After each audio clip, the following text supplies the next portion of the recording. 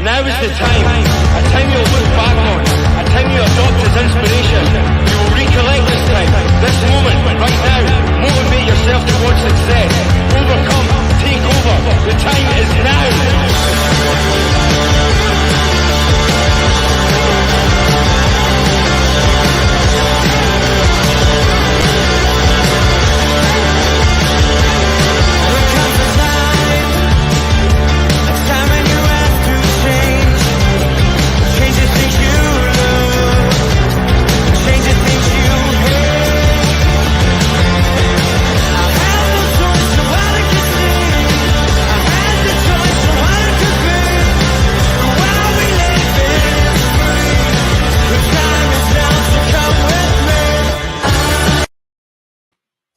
Get in! Another win! Woohoo! We might be a day late with celebrating, but we're here now. That's the main thing. How's things, lads? All right, mate. Good. Things are better now. I poured the brandy. We're ready to celebrate. Things can only get better. I think Lisa wants some of your brandy. I saw her asking for some earlier on Twitter. Plenty of brandy to go around. Right, let's get into it, lads, and look at this match. Well, first of all, actually, I must say, I know, Pete, you mentioned it on away days, but thanks to everyone that subscribed, and as we hit the 3K mark, and so we're well over the line now. We're nearly heading towards 3,100 now as well. Thanks, everyone, again. Let's talk football. Let's get into the team. Okay, so changes on last night were Wilson came in, Wood had a hip injury, Fraser was back on the bench, and Shar was back in. And for Arsenal, this is the Arsenal lineup. What do you make of the team pick last night, lads? Nothing you want to say about that? Go on, Petey. No, you start off, mate. I didn't get to watch it, unfortunately. So it was the lineup that I expected. The only slight change I would have expected to be made was maybe Kraft for Trippier, but Trippier, it's clear that he had less training and less preparation for this game than the likes of Wilson. And look, Kraft has been playing well. And let's not beat around the bush. He's been putting in some good performance recently. So it would have been harsh to bring him out with Trippier not being 100% fit to last 90 minutes. So other than that, I fully expected the team to be what it was. Yeah, no, and the credit to Kraft, and I saw we'll get it. Well, I'll mention it when we get into it. But no, Kraft has really been and I'm going to say use the word unsung hero, like an unlikely unsung, because he has come in when we needed him, and he's done really well. Like, because it's so much slating I gave him as well at one stage, but no, he's been really well the last 4, 5, 6 months kind of time. But yeah, so then also we as people talk about the brandy, War Flags again. That was amazing, the display of War Flags put on last night, and I have a little clip as well of that. But some of the pictures were unreal. It must have been amazing to be at that game. But let me play a lovely picture here with United in the background as the teams line out. But let me play the little clip. Give you anyone that didn't see it.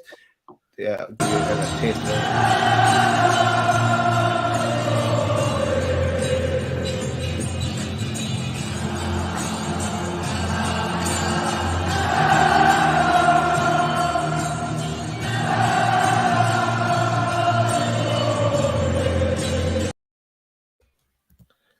unreal. The Beatles probably after us now for that tune in the background. Yeah. But what can you do? Look, I'll go through the match and just kind of rejig everyone's memory anyway as well. So we'll jump to 7 minutes. Mickey had a run on the keeper. He ran down the keeper, and there's a bit of a fumble with the keeper. We thought he was going to get something out of that. Wilson was full of running. It was.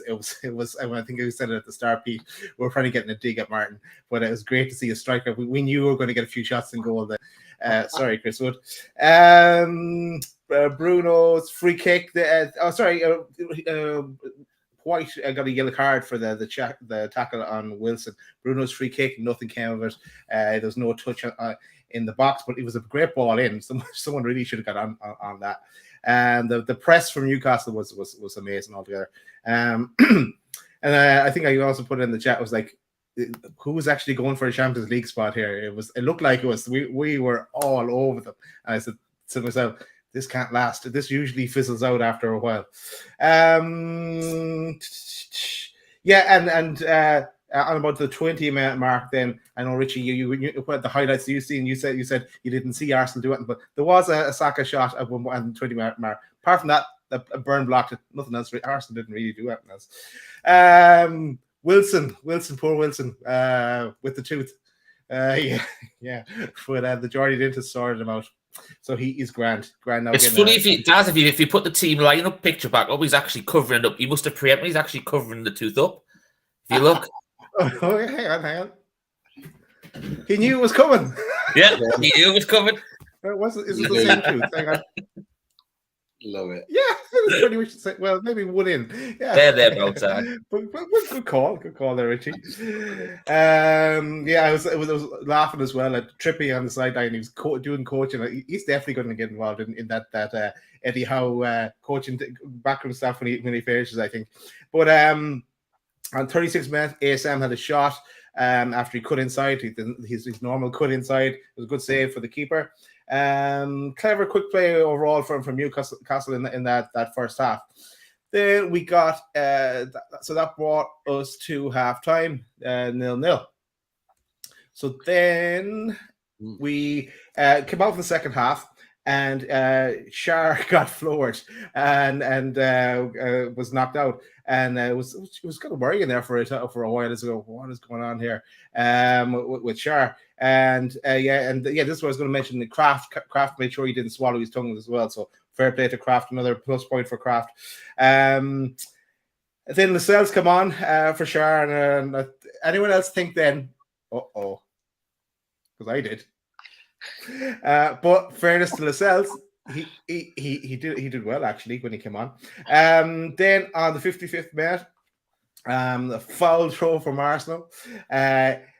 Ball played across. ASM, a great pass to Joelinton. Joelinton down the wing, crosses the ball in. Everyone thought it was Wilson to put the ball in the net first, but no, it was White who had a shocker of a game actually. But I don't think he's full fitness. So goal for Newcastle, and 55 minutes. Cue the celebrations, and there we go. Everyone happy. We're all shocked. 1-0 up against Arsenal. Then 62 minutes. There was a volley from Wilson as well. 75th minutes, a double substitution. Eddie doesn't normally do double substitutions. Murphy on for Miggy, Fraser on for ASM. 78 minutes. 2-on-1. You remember that when the Murphy and Fraser break, and of course Murphy hits it at the keeper again. But it was we're still 1-0 up at that stage. 81 minutes. Wilson where he nearly lobbed the keeper as well. That was an unreach at the takedown from Dubravka's clearance onto Wilson, and he nearly lobbed the keeper. If that went in, it would have been amazing. Then we get to Bruno's goal on the 84th minute. Kind of playing in around the box. The Longstaff chip in. Wilson had a shot. He kind of took a bit of a dive then, looking for the penalty. Can't blame him. But Bruno finished in the back of the net. And about 3 minutes before that, Bruno was back in our box. He put a block in to stop an Arsenal shot at goal, and then he put a tackle in to win the ball back. So he was, for me, he was absolutely everywhere at that stage. Wilson come off, Gale come on for a farewell, you would imagine, and Fraser had a shot at the keeper towards the end as well. And I never showed you the pictures to accompany that Bruno goal, but here they are now. And final full-time whistle, 2-0 Newcastle. What did you make of that, Pete? Oh, where do we start? Oh, wow. Look, if we could have ever wished for a performance from Newcastle United that suggested that we are not messing around in the Premier League, that is the performance. We needed a performance against the Big Six. There was question marks about Eddie Howe and his record against the Big Six, and he went out and smashed it out the park. In fact, the players went out there and smashed it out the park. From minute 1 to minute 96, we were the best team on the pitch. There is no doubt about it. Anyone in the stadium would say exactly the same. Anyone watching it on Sky would have said exactly the same. We were fantastic, and we set the tone right from the beginning. The high press. I talked about it on away days. If anyone's not watched away days, yes, it's not related to the show right now because the game's been and gone. But look at the tactics. Look what I said to Dan. Look what I said to Shaheen with regards to how we play our football. The high press, putting pressure on their centre backs, putting pressure on their midfield. It's exactly what we did, and they could not cope. They could not stand that issue. I think the Liverpool scored. All Liverpool game. Yeah. And Arsenal could not. They could not deal with us as a team, and there was almost a feeling you could hear it in Alan Smith on commentary, who's ex-Arsenal typically, that he was always of his mind early on in the game that if Arsenal get through this, that they'll be all right. And it was, you could tell it in his tone, in the way he talked. But in my mind, I was thinking, we're not going to let up. We're going to continue this for 90 minutes because people underestimate us. Arsenal underestimated us. We were brilliant all the way through the team. Dan Burns, Shaw, and then Lascelles that came on weren't troubled really at all. I thought ASM was brilliant. And we'll talk about individual players in a second. Thank you, Ray. Top man. Callum Wilson, Class. Run out of superlatives for him because he was that good. And look, we'll talk about individual players in a second, but it was a super performance. Super performance. So proud of the boys. So, Richie, I know you didn't get to see the game live because you were at your own football, but you've seen highlights through the day and bits and pieces like that. But so, what did you make of the game? From what I've seen, it was just phenomenal. And just, I think the worst thing for me was it made it so good because I've been to so many home games this season, and I missed last night just because everyone's going on. Look, just sack your football off, go. And you know what? I wish I bloody well had last night because it was just absolutely tremendous.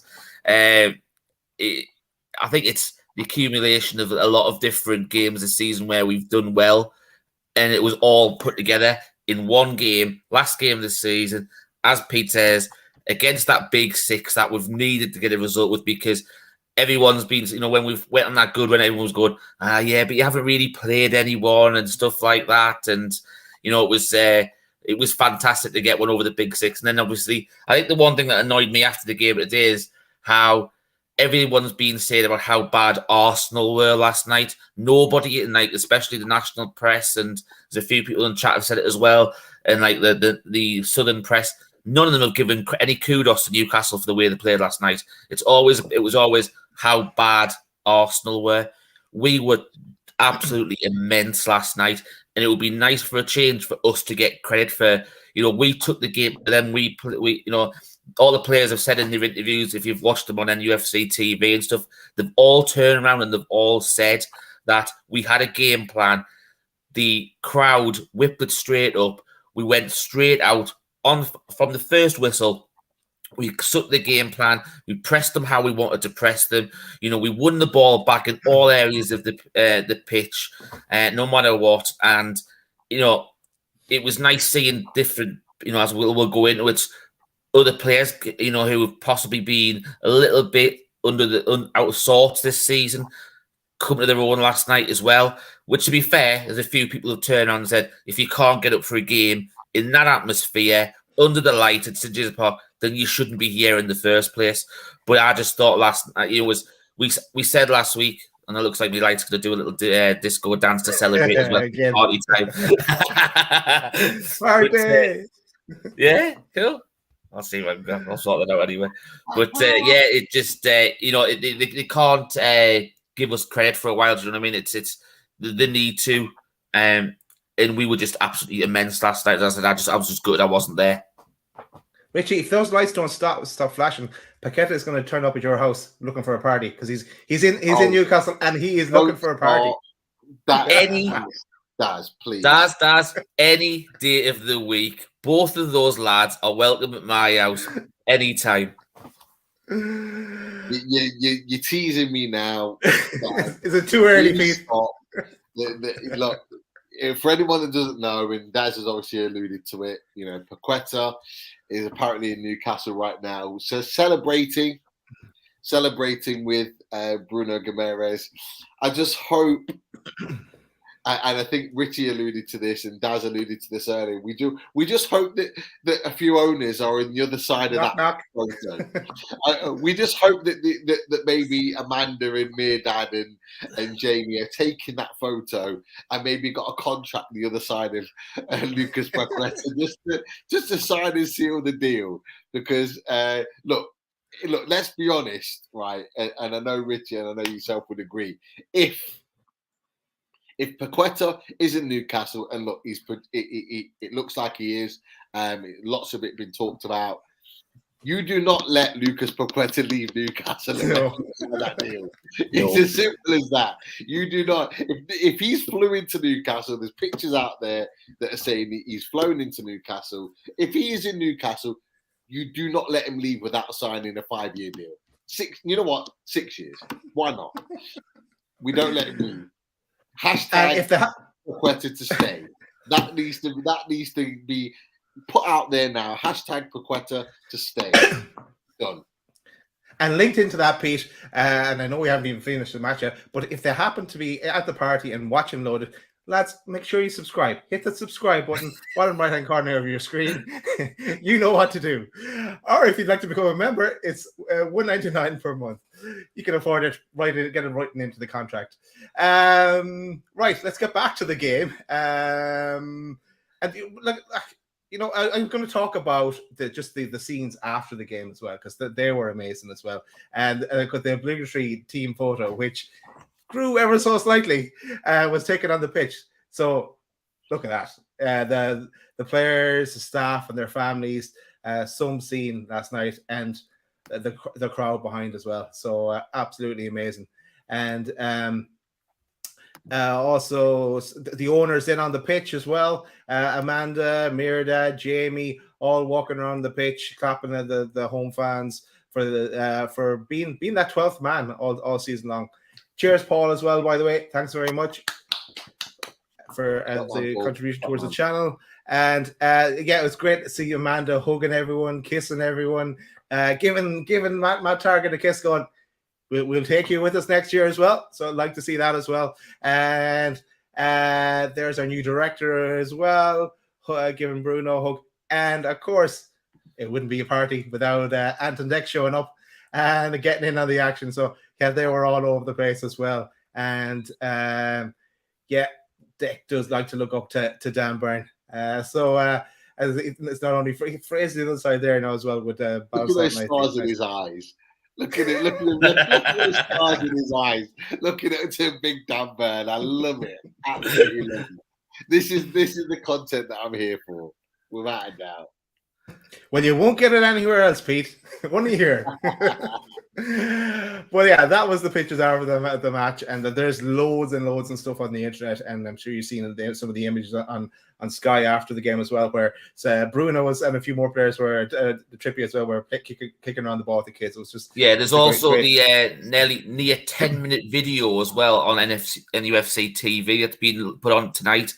It was about 5:30, and it literally shows everything from after the game. You know, the response from the players. It's just watch it. It's just, I think I tweeted it out off our account, and it's just like one of those. Just every United as one. It just sums it up perfectly. You know, the owners there, the way they reacted with the fans in hand and shirts over. It was just absolutely epic. It's really, really great to see. I'll get to watch that now before bed. That's my little bit to watch before bed, because I did see it and I did retweet it, but I didn't get to watch it. You'll probably want to watch it again and again and again, Das. You might not be the best time for bedtime viewing, mate. I've got work tomorrow. Yeah. So look at maybe should we get into man of the match, or where do you want to go next, lads? I don't know. I didn't watch it, so you direct the show. I'll just follow along. Well, let's get into man of the match. I think there was no bad performance across the park tonight. We bet Arsenal 2-0, so how could there be? But for me, the man of the match was Bruno. But I'm going to talk about Joelinton first. I thought Joelinton was class again, and hang on, I've got him as the player of the season here. Picture. Here he is here. Yeah, the newly crowned player of the season for Newcastle, J7. But he put in a really good shift last night again, and the passion shone throughout. But Bruno was everywhere. How the fuck did we get him in where we were in the league? It's some leap of faith from him as well, just to come to us. And now you hope that it's going to pay dividends. And his friend is in Newcastle now as well, as we said. So it's all coming together. All these, it's pinch me. Is this a dream? But it's Bruno for me. And even without his goal, he was getting the man of the match for me last night. But the goal was the icing on the cake. Anyone say anything different? Man of the match. Look, you could. I think it'd be harsh. It'd be harsh on Callum Wilson to not get man of the match. I think he would have got it if he got his goal. But for me, Bruno Guimaraes was the best player on the pitch. Like Bruno Guimaraes, like I don't think as a fan base we understand how good Bruno Guimaraes is. I think we're starting to see it now. Like it was talked about a lot in the build-up for the transfer show. We talked about it as a collective five. Lee talked about it from a French perspective. Lee watches him every week. Lee was shocked that we were able to get him in that window. And he said to me privately when I saw him, when we got the deal done, he was like, "You have got a Champions League elite player." And that's exactly what we're seeing right now. He was right. He is an elite Champions League footballer playing for Newcastle United. I don't think we've understood how good this player is. And we're starting to see it now. Like in games like this, even against Man City when we lost comfortably, he was still our best player and still the only player that was putting any sort of pressure on Man City. You look at tonight, you look at with the midfield, sorry, not tonight, last night, the midfield that Arsenal had. That midfield, that team that Arsenal had were one win away from getting the Champions League football. And we made them look like we were in reverse positions. It looked like we were the ones Champions League bound and they were the ones fighting at the lower ends of the table. That's how good we were. Xhaka, El Neni, that Arsenal fans talk about and build up like these are top level players. Bruno Guimaraes made him look average. He is an elite player and he's only going to get better. He's 24 years old. He's just a supreme talent, and it's a pleasure to watch him play football at Newcastle United. There was no doubt about it. I've got to agree with you. I've got to agree with you, lads, about Bruno. I just think he was. Do you know there was a few of the people who deserve a mention. Obviously, Pete, right? Wilson was phenomenal last night. We know we've missed him, but last night, and some of the comments that have been made as well. People saying, you know, he's lost a yard of pace from when he was at Bournemouth and stuff like that. But then you wouldn't have known that last night. He looked as though he was fresh. And, you know, the amount of times he was giving the Arsenal defenders a yard and he was still getting behind them. And that shot where he took it down and span El Neni and he just hit it first time and you thought, you know, you're watching it and you're thinking it's going to be one of those epic St. James's Park goal at the Gallagher. And then you look at it from behind and you can see he's just caught it enough to put a little bit of side spin on it and it's just drifted wide. You know, if you talk about millimeters on that connection, that ball between it going in and that little bit of side spin that just drifted away. But seriously, he deserved that goal last night. And it was a shame. It was obviously, you probably would have tapped in the cross from Joelinton and been also, but you know, that the other thing you've got to look at is, you what, sorry? Wait. Yeah, just on that shot, right? If it had got in, that'd be the best bit of it. But the other best bit of that is is Murphy getting out of the way. You see him just Yeah. Get out of the way. Yeah. Yeah, You're right. Like what we said is about missing Wilson. If we were starting Wood up front, that goal, we wouldn't have had that. I don't think we would have scored the first goal because we haven't really been making those sort of, Wood doesn't really make those runs. He's very static. But we've always known that Wilson's got some fantastic movement. He likes to go to the front post. He goes to the back post. He makes those instinctive striker runs that only an out-and-out goal scorer can do. One thing I thought was fantastic. I think ASM had a good game as well. As I said to you guys before the show, what I saw, he seemed to have a bit more of an end product last night as well, but he was also pressing quite high up as well. He tormented Tomiyasu in the first half and then again in the second half as well. I can't remember who replaced him, but he tormented them all. I think the one person I wouldn't mind giving it a really big shout out, and the reason why I mention this is because on the way to me football last night, I was listening to Total Sport, and obviously Matthew Raisbeck and John Anderson were talking about Sean Longstaff and has he been offered this 4-year contract? Is he going to accept or whatever? And they were just basically saying about, he's not up to Premier League level speed. He wants to go at his pace and he's just not quite fast enough. From what I saw last night, that lad proved he wanted to be at St James's. The amount of running he did, that he looked better in that slightly forward role, which we've always said he's always been better, more of a number 10 role. But he's never ever really played in that role a lot. And for the second goal, if you look at that the fact that you would die in front of just to win the ball back, and then he ended up having so much time when he had that turn, and that there's not many other people out on that pitch who could have delivered that little cheeky chip through for Wilson, and it was a really good look. And then I think Wilson said in one of the interviews that the referee had actually said it would have been a penalty if Bruno hadn't put it in the goal. So I just want to give a shout out to Longstaff. I thought he had a really good game from what I saw. Even getting down the right sometimes and putting the ball in. You were thinking it was one of the either Kraft or someone like that, but no, it was him doing the run. So I just thought he deserved a good shout out, and it was nice to the commentators saying Paps hasn't got it, but to prove he's a Geordie lad. He knows what it's like playing under the lights, and it was really really good to see him put in a performance like that last night as well. Just on Longstaff, he did really well. That little chip to the goal that Bruno eventually scored, that was a lovely little chip that he put in. There was a one stage though I remember going, Longstaff, you're too slow. But apart from that, he did well. So we'll give him a 7 out of 10, Richie. I was going to say, just to finish on the Bruno thing, because I did actually upload some stats just to, so there's a few people in the chat tonight have said about how good a player Bruno is, and he's played various different roles for Newcastle this season. And I think this just pretty much sums up, 73 to 21 in the final third of passes. Bear in mind, he was meant to be playing in more of a defensive role last night, which even Eddie alluded to, saying he didn't understand why he was that far forward for the second goal. But then he's got, he's broken a play really well there. He's won 8 duels, and then he's also recovered the ball. So that's like 16 times he's won the ball back in different areas. You know what I mean? So this lad is some talent, and whether Arsenal rejected him or whatever, or we stole a Martin Wigan, I could not care less. He wears the black and white stripes of Newcastle, and he loves this club, and he's going to take us to the next level next season. Nice one. So that's 3 for Bruno, and just commiserations to Paul Merson. I think Neil in the chat wanted me to mention Paul Merson tonight and just say you were wrong, buddy.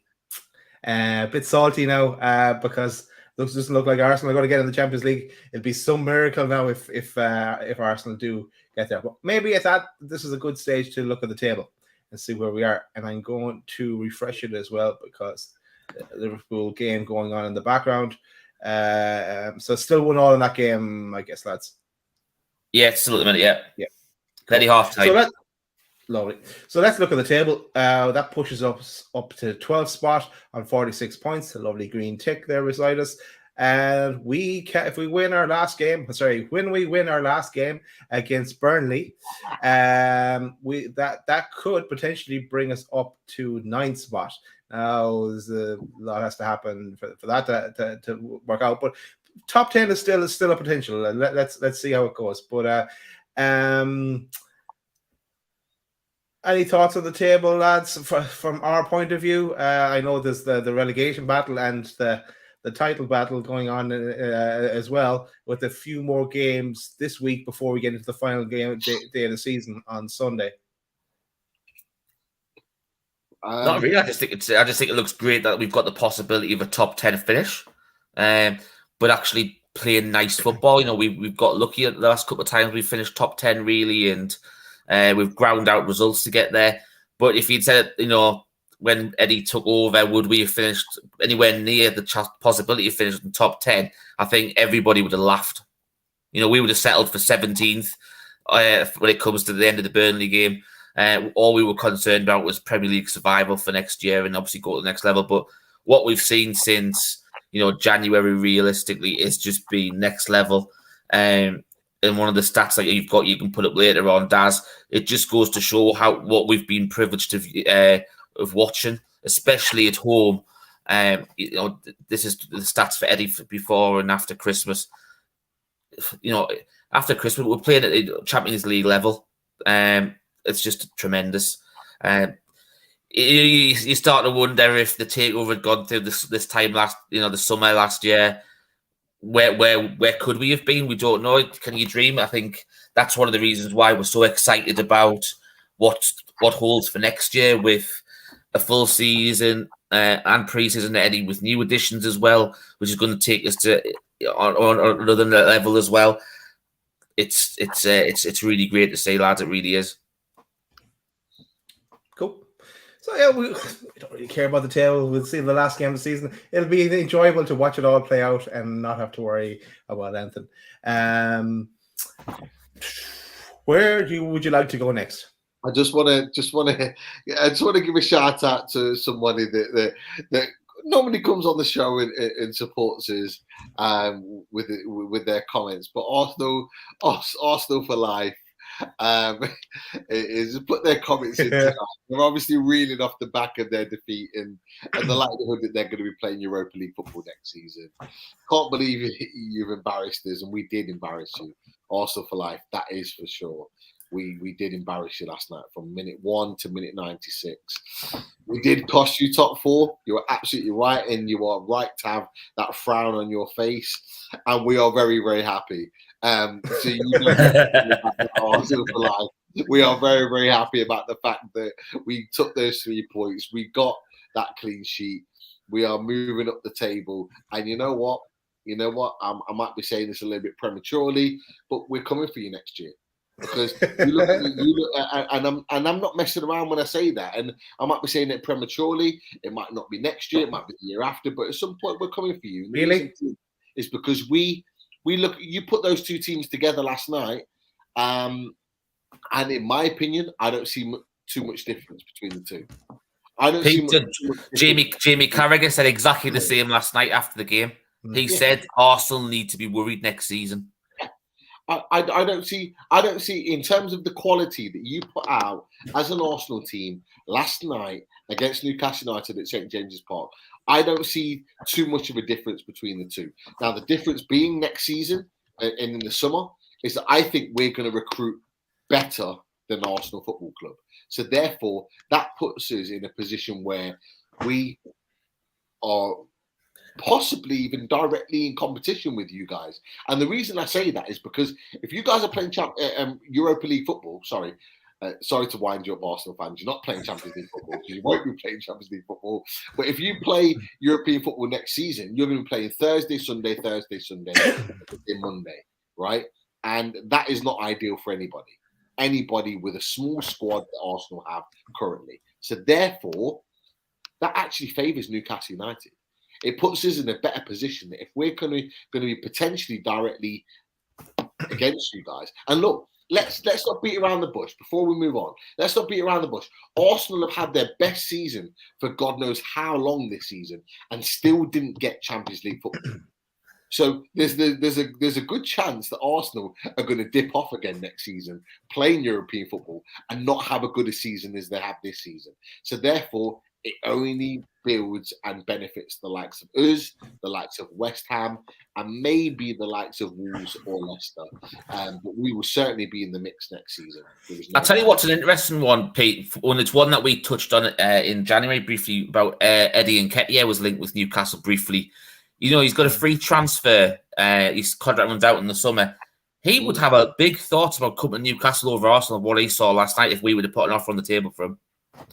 I'll flip that over, and it's a great point that you've made, Richie, and I'll flip that over into saying that from what you saw last night, should we be looking at better?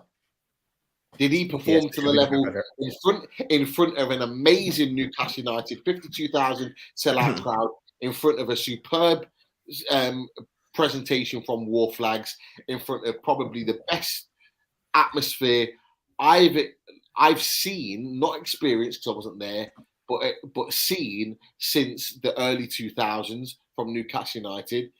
He had the opportunity to prove or show that he was capable of playing at a team like Newcastle United. And for me, I thought he massively failed. So in my mind, I'm thinking to myself, is he the player, regardless of whether he's free or not, is he the player that we should be looking at? Are we looking at the way we played last night? Or should we be looking at better? I'm looking at Callum Wilson, hungry, animal. He was a tiger last night. He was fighting, clawing, scratching at every player that came anywhere near him. I didn't see that from Eddie Nketiah. And I'm thinking, if Eddie Nketiah is signed for Newcastle United, is he just going to be another Dwight Gale? Is he going to be another Chris Wood? If he is, do we really need him? I don't know what you guys think about it. Do you know what? I'm just going to follow on it because I was in the car earlier on and their talks about, and Andy Goldstein was on with Darren Ambrose and they were talking about Newcastle's performance last night. And they actually talked about Newcastle in a positive light. It's probably the only bit of national media I've heard that they've given Newcastle a bit of credit. And they were turning around and Andy Goldstein brought up the question about who will Newcastle be looking at in the summer now? You know, they've been looking at the Jesse Lingard and stuff like that. But after watching last night's performance, should Newcastle now be aiming higher than that? To more people like the caliber of Bruno Guimaraes and stuff. Darren Ambrose came up with a good answer and says, look, to be fair, Newcastle should be looking at both levels still because there's still some good levels in the Jesse Lingard level and stuff like that. But of course, the one person he actually picked out and said that Newcastle should be going for, which rattled Andy Goldstein because he keeps thinking he's going to go to Man United. And it's one of our favourite players. I know me and Peter have raved about him since January, is Darwin Núñez. And Darren Ambrose said he would do wonders at Newcastle. He would be a fan favourite and stuff. So it's good to see that, as you just mentioned there about Eddie Nketiah, you know, he's been linked with Newcastle for a while. But put that on the flip side, do we stick with that level of player who's Jesse Lingard, or do we aim a bit higher now? What do you think on that, lads? I think we mix and match and look within the Premier League and in the European leagues and wherever. But the main ingredient which worked in an ingredient, to keep that word, I'm going to use that word in a few minutes. But the main thing that is necessary is, and what worked for us in January, is character and leadership. It's what we shouldn't bring in anyone that doesn't tick all those boxes and has the talent as well to build on what we have and improve the squad. That's what I think, Richie. I think it's a great question, Rich, and it's one that I'll flip on its head the other way round. And the point that you made is about, you know, should we be looking at other players and a higher caliber of player? I'll flip that around, and I think every player in Europe was watching that game last night, and I think every player in Europe that was maybe looking for a move away from their current club will be looking at Newcastle United and thinking, I want to be a part of that. It's like they hopped on a plane today, you're saying? Yeah, exactly. I was saying Paquetá was on the plane straight here today.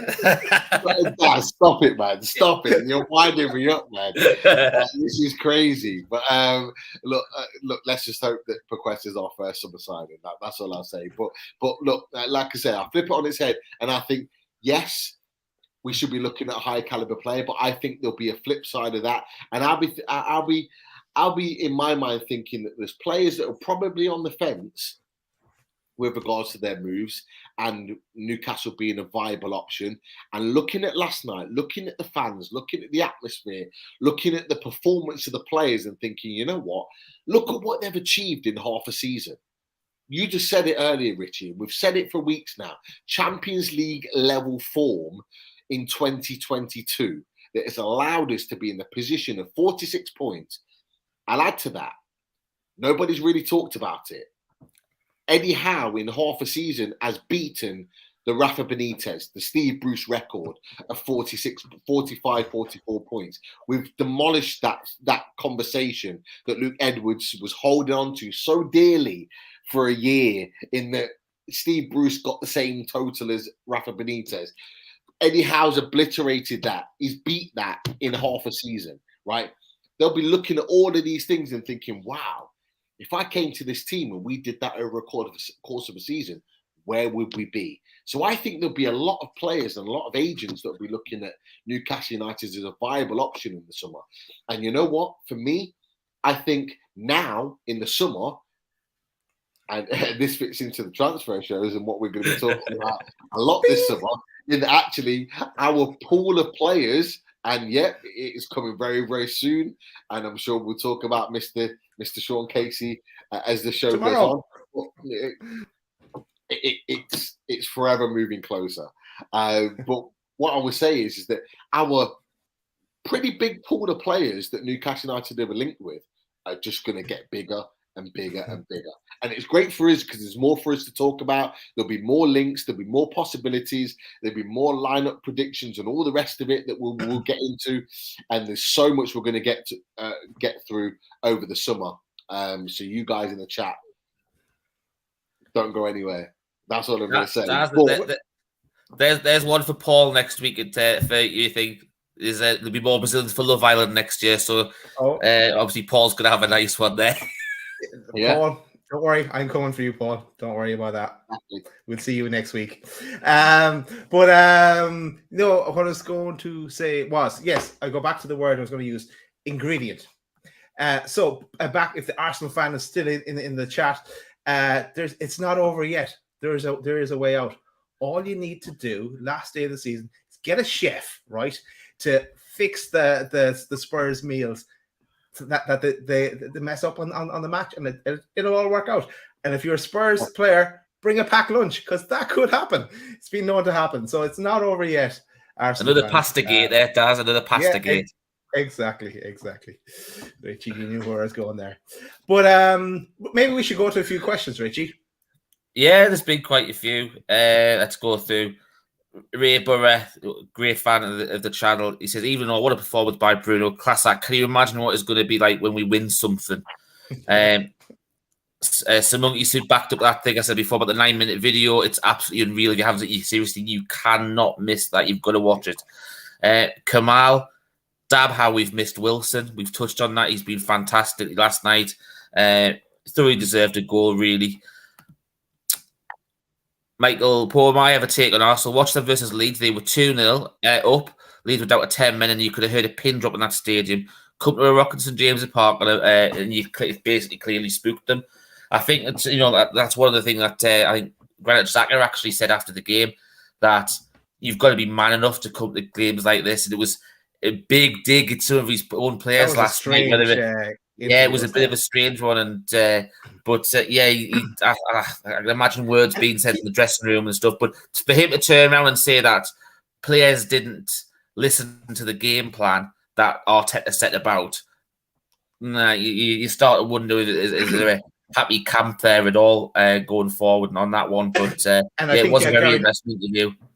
Gary Neville was right in saying, just kind of going back at him and saying, like, look, he's always getting sent off and stuff as well. Like, so maybe he's not one to speak up either. And I remember we were linked to him at one stage. There was a chance that we could potentially got him, and glad he never. Yeah, I think we dodged a bullet there, if you ask me. Probably the link was probably there because of Fabian Schär, because they're good mates. Yeah, but that's about it in my eyes. One for Mart, not our captain, not his captain. Lascelles won 7 out of 7 aerial duels last night, but gave away the possession every single time to Arsenal. Wilson only got 6.5 by SofaScore rated last night. That is, you can tell that's obviously an Arsenal fan that runs the SofaScore website there, can't you, basically? Dunhill says about Paquetá that we're going to make sure we let the tyres down the plane so he can't go back to Leon. He also said about Bruno being the complete midfielder that we also touched on it during the show earlier. Joelinton for life, backed up a bit what we've all of us said already. Special mention to Kraft and Longstaff. They get a lot of stick, but they were tremendous last night. Yes, everyone played well, but just a mention for those lads. Darren Drinkeld as well. All right, lads, what a great win. Like ASM play okay, Pete? First time I'll say that, Pete, lad. He's not a fan of ASM. I talk about this on a weekly basis, Daz and myself. But look, ASM had a good game. He played well. The way in which he used the ball, the way in which he committed. I mean, Tomiyasu messed up his hamstring for the fact that ASM was running rings around him and caused him so many problems, and he did exactly the same to Cedric. He was unlucky not to score. He really showed a complete performance that if he was to do that on a regular basis, he would get the sort of numbers that I think he would be wanting for a season next season. And that performance at St. James's Park against Arsenal filled me with confidence that we could see a different ASM next season. And, just very quickly, the reason why I think that is because last night it wasn't just about ASM. We've talked about him being the focal point and the one that everyone tries to stop. But last night we had Callum Wilson, we had Bruno Guimaraes, we had Miguel Almiron, we had Joelinton. We had also ASM. There were 4 or 5 other players that Arsenal had to be worried about, which takes the emphasis off ASM, which allows him to play the football that he likes to play without having 2, 3, 4, 5, 6 players on him. And he was able to play the football that he wants to play, and it was great to see. Yeah. Johnny Toon for life again. Mark Goldbridge said on his show that... where is that? There we go. That it looks like Henderson's got Newcastle. Thoughts on 40 million, which is the rumour. To me, he's a good keeper, but 40 million for someone who hasn't, he played regular last for Sheffield United and he's been back up to De Gea. I know it's the English tax and stuff like that, but I think you could probably get a better who's better with their feet as well for a lot less than 40 million. Agree 100% with that, with what you said there, Richie. I saw something about that today and I thought, 40 million. And if you remember back to when we had Mitch and Stu on, and they were kind of saying 40 million per player, and then they said for a keeper, you probably half that to get a brilliant keeper for 20 million kind of mark. So 40 million, way too high for a keeper for me. Pete? The only thing I'll add to that is that I've also seen some conflicting reports that although he's valued at that as a permanent transfer, there's a chance that we could get him on a loan for a season with a view to a transfer the next summer. And if that's the case, then that's more of a viable deal, getting him on a loan. If you're going to pay £5 million, £6 million for a loan fee for a season for a keeper of his quality, then you would do that rather than pay 40 million. He's not worth 40 million. He hasn't played enough football to be worth 40 million. It's crazy. However, if you were to get him on a loan with a view to maybe a lower deal, because he's got a big contract as it is at Man United, and that's why he'd probably be valued at so much. If you took a year off that and it maybe brings the price down, it maybe is a deal that next summer, 2023, is more viable. But I'd certainly consider him a loan. But like you said, there's probably keepers out there that these guys are scouring that we have no idea about. And who's to say that's not going to pop up during the summer? I was about to say, because someone we had this discussion in the week about goalkeepers, didn't we? And someone actually DM'd us and said one person at Newcastle was possibly look at. And I think it was a great shout. I think we've briefly mentioned before, but he made such a difference for this club this year, and you could tell when he was injured and they missed him, and that was David Raya at Brentford. He's a really, really good keeper, and when he did get injured, you could tell there was a big miss. I remember when obviously we were at the Brentford game at home and he wasn't there, that keeper that was there, his backup was bang average, and they didn't look the same team. But he kept the score down when we went down to Brentford and they were down to 10 men. He made some really good saves, and he's that sort of keeper you want. He's reliable, fantastic shot, but he's great with his feet as well. So that that's not a bad shout on that one. Steve Warnock's just put in the chat as well. Hayden's just tweeted out there's a big hint of leaving in the summer. I think we've all touched on this, and we've when we did squad game, and we've said that about we had a feel he could be on the way out. I think that was what I did mention. It might be worth keeping as a possibly utility player because he can cover a various different positions, and obviously he's got the longer contract. But at the same time, is he going to get lots of game time with the incomings that we're likely to be getting in the summer? Harry Horsham, a little bit of a fun one here. He wants to know who had the better permatan, lads. Was it Ben White or Jason Tyndall last night? Ben White. Ray Brothers also turned around and said that War Lasser said that she'll get it if we sign Paquetá, she's getting a Brazilian. So happy days for you, Ray. Yeah, nice to know. That's all right because Daz is going to be getting a Brazilian on his arse if things keep going the way they're going to. He's got the player of the season. Now all he needs to do is get in the Brazilian squad, win the World Cup, and get the golden boot. There you go, Jason. Do you know what? I love how there's all these little things get additional and stuff like that. Do you know what I mean? All he's got to do is get in the Brazil squad. That's it. That's done deal. This is Martin's idea, and then I said, "Well, I think if he's going to sign me up to this, I'm going to put in my own conditions." That's since the Norwich game, right? That's it that he's done. All it was the Brazil squad, and as it's looked more and more likely, there's all these extra terms and conditions coming on the end. All it is if he gets in the Brazil squad, that's what you said, Dan. All those things could happen. The way it's going for J7 this year, it could happen. No, I liked how you've added the and be top goal scorer because you're thinking he's not going to get that one because Brazil could probably win the World Cup and they've got a bloody good chance because they're a good team this time round. So no, gets in the squad, Daz. You know what's happening, mate? Majority rules. Yeah. Majority rules. We've heard that before. We'll hear it again. And remember, where's Paul Toon reviewing to have my back when I need him? Remember, Daz, Mart's coming to Galway in August. He'll be dragging you down the tattoo parlour, mate. Yes, they're find one first.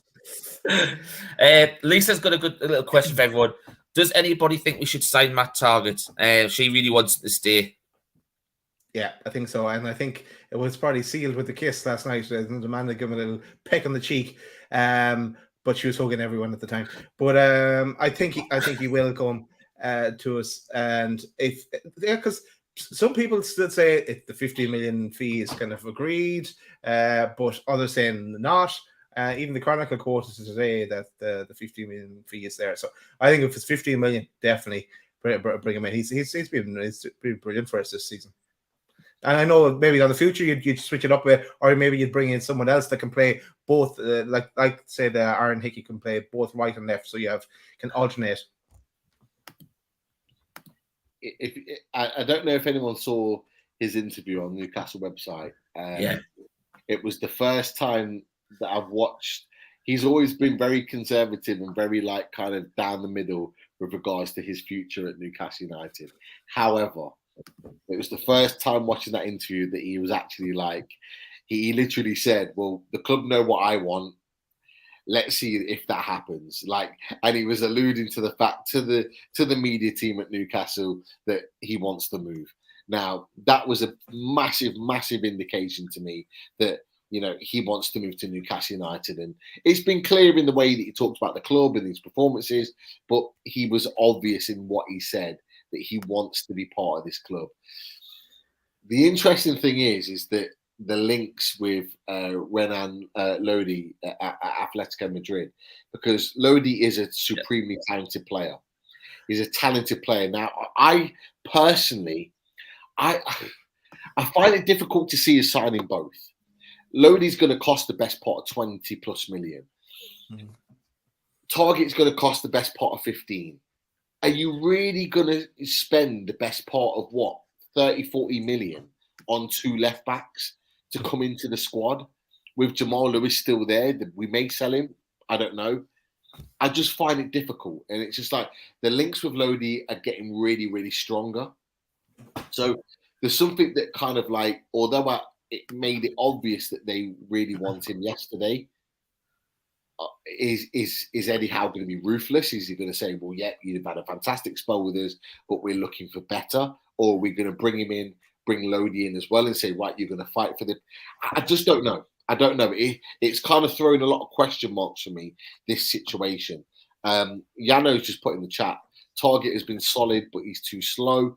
That was a question mark for me against Liverpool and Man City. He was shown, although he's a quality player and good on the ball, his lack of pace against the elite players was a concern. And although we're not an elite team, it's something to be aware about. Whereas Lodi is a Brazilian international, 15 plus claps. He's full of pace and promise and talent.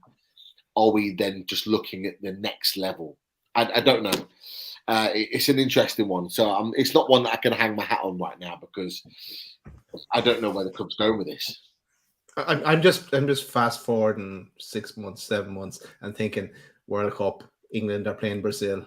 You're all shouting for England, and I'm the only one shouting for Brazil. That'd be fun.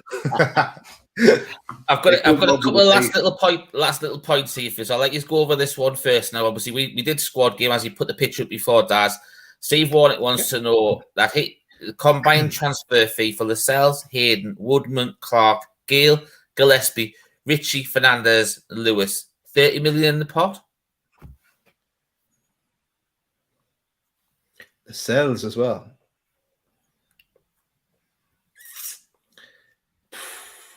I think we get more than 30. I think we get more than that for look, you've got Lewis and Lascelles in that mix as well. It'll be small money for the rest of them.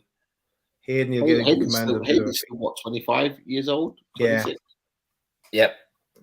Get something decent for him as well. I think with Lascelles, Hayden, and Lascelles, Hayden, and Lewis probably getting around 30 million around. You could say 10 million a piece for those players, and I think there's teams out there that would pay that. I think Dwight Gale gets you 5 million. I think you get 2 or 3 million for Clark. I think you would get 2 or 3 million for Richie. Obviously Fernandez is on a free. Gillespie, I think you'd be lucky to get 1 million for him. Woodman, you get 2 or 3 million for him, maybe even more, maybe 5-6 million. I think there's more money out there for those players. I think you get more. You're not even thinking about Almiron. Miguel Almiron's a potential to leave. I just think Murphy could command 7, 8, 9 million. We're not 6-year contract. Hey, if Henderson's worth 40 million, surely Murphy is worth. Yeah, you're right. You're right. I mean, I think I'll put it in the chat tonight to Richie. Richie talked about Brennan Johnson at Nottingham Forest. I think he scored again tonight. And, who's to say that we don't go with Brennan Johnson and go, right, we'll take him off you if you don't get Premier League football, but we give you Murphy in kind of in reverse to that. You take Murphy, Premier League player that could get you up into the Premier League. We'll take Brennan Johnson as a young talent and everybody's happy. You say that's not the case. I don't know. It's an interesting one. But I think it's definitely worth more than 30 million. Daz? I think it's worth more than 30 million as well for the players listed there. I'm going to say something like 40, okay, just to make it level off. But I don't think you'd get 10 million for Hayden. But let's say 40 million. Well, I say I would agree with 45 million because then you've got add Darlow to the mix, but then again you've got Hendricks, so it might be back down to 30 after that. So we'll have to probably pay someone to take him off our hands there. So, lads, I don't know if there's anything else you want to go through. I'm just trying to find something here for. So if there's anything you want to bring up about last night or going forward over the next few days. Yeah, so I want to give a shout out to the sponsors and tell people what's happened as you're looking for whatever you're looking for there, Richie. So I'm just going to get rid of my banners and get rid of that. You might get rid of that comment, Richie. Yep, Scott. So what's coming up? The sponsors first. Shout out to blackandwhitearmy.com, Bronwyn's website, which is also underneath 1881, and you'll get a range of hoodies, crop tops, shorts, and in the 1881 side, and then when you click on the donate button, you'll go into the blackandwhitearmy.com section, and you will find the loaded hat in there, along with some of the range that you have there. And of course, as we said before, the profits from the loaded hat go towards the food bank. Then also want to give a shout out to shybarnes.com and the range that Simon has there. We've had Simon on with us before. He'll be on with us again as well. And some of the profits from that, what's sold there, goes towards mental health. And Pens and Prints as well. You can find them on Twitter, and they'll bring you to the website. And as you know, they've got a range of fabulous posters and pins. Great collections there for that. So now we want to tell you about what's happening this week and into next week. So first up, tomorrow, what everyone's been waiting for weeks for. Sean Casey, like I said, is back in with us tomorrow. So we've got a special show lined up there. I know Sean has been pointing people towards this show for the last 2 weeks as well, saying, I'll bring it up unloaded. So there's a number of topics. I don't know how we're going to get it all in. It could potentially be a 2-hour show because there's a lot to get through in that one tomorrow. So make sure you don't miss that, 8 o'clock. Yeah, Darcy's also just put a tweet out tonight asking what he wants everyone to discuss as well. So it could be a 24-hour show at this rate tomorrow. We got a few topics ourselves up the sleeves to put to Sean. So then coming up, that is Wednesday. Coming up on Friday is away days. Isn't that right, Pete? You know what? It could well be a Saturday. It could well be a Saturday. Hold your horses on that one. We will confirm the date and the time. There's an ever-moving situation, and the reason being is because Burnley play a massive game against Aston Villa on Thursday. So because of that, obviously, the two podcasts for Burnley, the two major podcasts, Turfcast and Turf Moor podcasts, they're obviously doing their own shows, and we're trying to fit around that to create in away days. So there will be away days of some sort. We would like an away days with an opposition view on there, but we'll keep you posted on that. It's an ever-moving part in what's a crazy week towards the end of the season. Are you sure they're not delaying the inevitable, Pete? No, they actually really want to do like a kind of a final preview show on our channel to kind of preview what for them is a club changing situation. Yeah, they're more than happy to do it, but they just need to fit around. To be fair, the lad who was on last time for the home game, he was a really great lad. It was a great show if anyone hasn't watched that one. So if it's him that comes back, it'll be a great away days this weekend as well. Yeah, I've been in touch with him. He's trying to make it happen. Obviously, he's trying to fit around his family life and his other shows on his own podcast, which we completely understand. We're the same. We have to fit around us. So yeah, it will definitely happen regardless. But in terms of the day, it will either be a Friday or a Saturday. So just hold the horses on that one. We'll get it confirmed in the next day or two. Welcome to our world. The horse has already bolted, and I've set it up for Friday. But it can easily change to Saturday. Don't worry about that, Pete. There's a couple of little things just to finish on before I know we round it. I'm not finished, Rich. You're not finished. I've got 5 more shows to tell people about. Coming up on Sunday, we have the final reaction show, much like this one, and hopefully all smiling faces from us. Sorry, Burnley fans, but from us. So we're going to go 8 o'clock on the final day of the season. So that's Sunday. Then we might have something on Tuesday yet. We haven't really decided fully yet. But on Wednesday next, I know I'm getting really ahead of myself. Wednesday, this is confirmed, is we have Kieran Maguire and Neil Mitchell talking about the football pyramid, talking about lots of the Newcastle topics, some Chelsea topics probably as well, where we finish the league, prize money, the football pyramid. You know, that show can go anywhere. So we'll just start them off and they could go whatever direction it takes them. So we'll just sit back, enjoy, get the popcorn out for that one. Also, that week as well, we will be back with Paul. I'll put up a proper poster, but we'll be back with Paul on the moment is on the Thursday major move as well. So that is it for the shows at the moment, and then we'll be into real transfer window stuff, and you know what's coming then, all the good stuff. But I'll go back to it again. The one big one tomorrow. Don't miss this. This is going to be amazing. I think, like I said, with HB Sauce, Sean Casey. Back to you, Richie. Yeah, just this is something we actually haven't really talked about, and it's from Merseyside Mags. Now, there's I've got 2 little points I want to actually bring up. This is the first one, and it's all right, Daz, Pete, and Richie. What's your thoughts on the new third street which has been shown on social media? Now, I'm presumably means I think it's actually going to be the away kit that's actually been talked about. Yeah, that one there, and yeah, basically, what's our thoughts on that kit? Mine are that I'm not a massive fan of white kit, but in relation to being everyone saying it's Saudi colors, I have no issue with that in regards to the being. If you look at this, I don't have it here, but I have it in my other pictures. There's a number of teams in the past who have aligned up their country of origin with their kits as well. It's an away kit as well.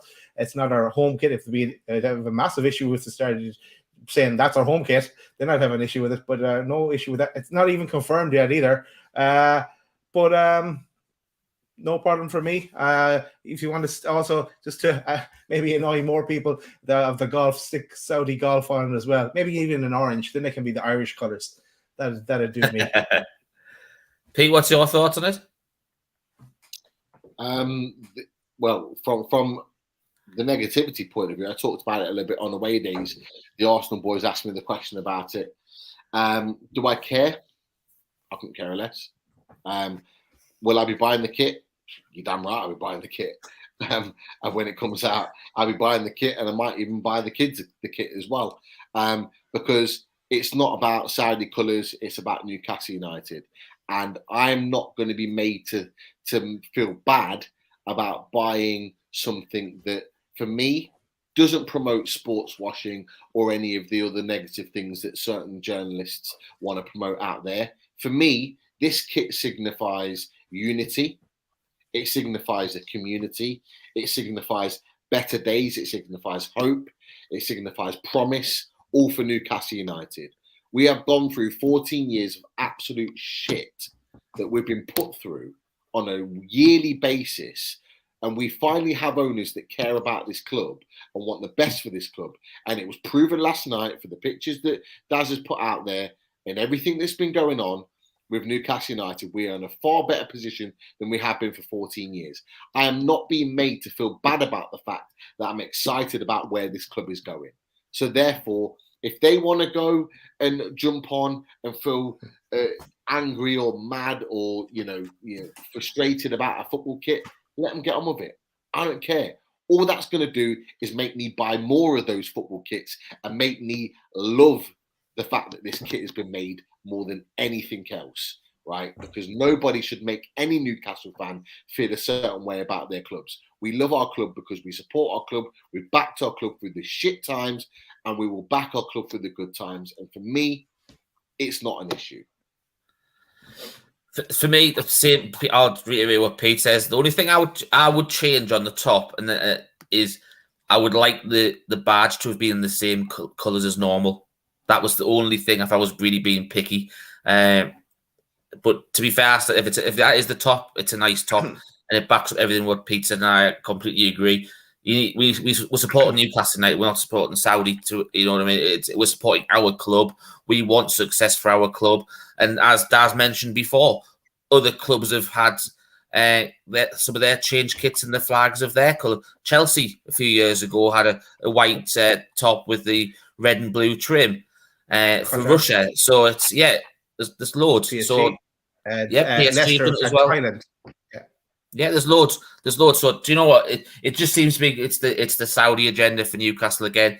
You know, Gary Neville alluded to it again last night. Unfortunately, they just need to leave it alone. At the end of the day, the takeover's done and dusted. We move on. Stop bringing it up. That's I think what we need to end on that one. Just to add on to that, just very very quickly, the one thing I'll say about Gary Neville is actually I think it's Dave Jones who's the presenter. Dave Jones and Jamie Carragher were trying to allude to the Saudi Arabia ownership.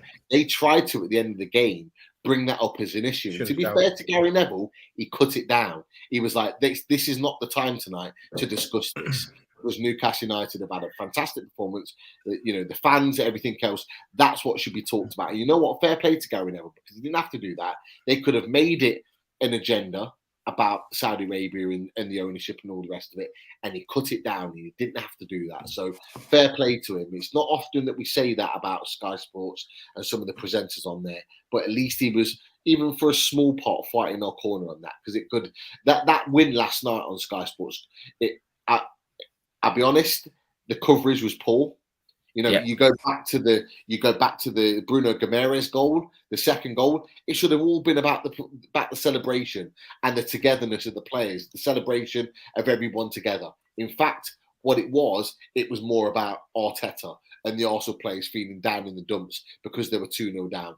The coverage was poor. After the game, it wasn't about Newcastle's last game at St James's Park. The feel-good factor, the celebrations with the fans. We had to watch that on a 9-minute clip on the website today, because that's how they had to put it out to get that message out. It wasn't put on Sky. It was poor coverage from Sky. That's you're right, Pete, because you know what? When I was going through all the highlights this morning to catch up, there wasn't a Sky interview with Eddie Howe to catch up on. You had to get Eddie Howe's point of view from NUFC TV. I did see one, Richie, I think, because I watched. It might have been uploaded late this morning, but there wasn't anything this morning. And I went through everything from Monday night. Well, sorry, this is at the end. I thought I saw one last night after the game. But anyway, look at lads, we're out of time. We've got breaking news, Daz. We've got breaking news. Hang on. And I was about to make my joke about Davy Jones has that in his locker. But what is your joke? Or what is your breaking news? Breaking news. It's breaking news.